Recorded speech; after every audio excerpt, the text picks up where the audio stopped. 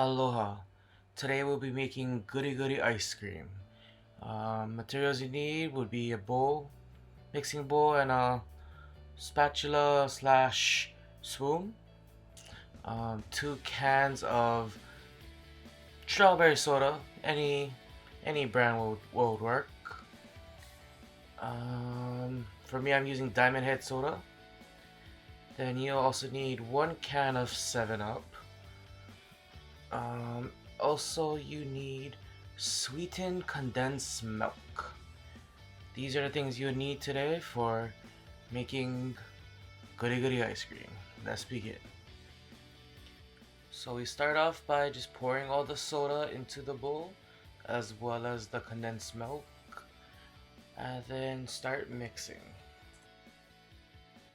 Right now I am checking to make sure that the condensed milk is fully dissolved. You want to make sure it is fully dissolved within the mix, um, so that way the flavor is distributed evenly through the whole ice cream when it freezes.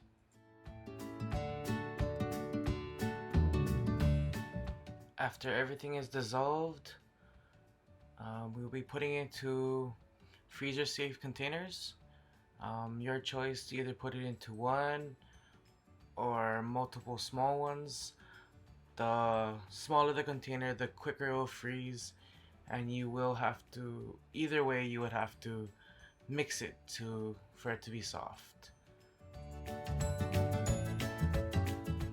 After 2 hours, take it out, mix it up, make sure there's no chunks, and then put it back in the freezer.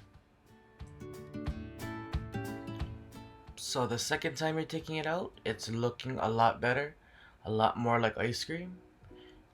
Still a little bit ways to go, but make sure you just break it up, put it back in the freezer, let the ice cream chill. When you're satisfied with the texture, get a scooper, get yourself a bowl, and enjoy.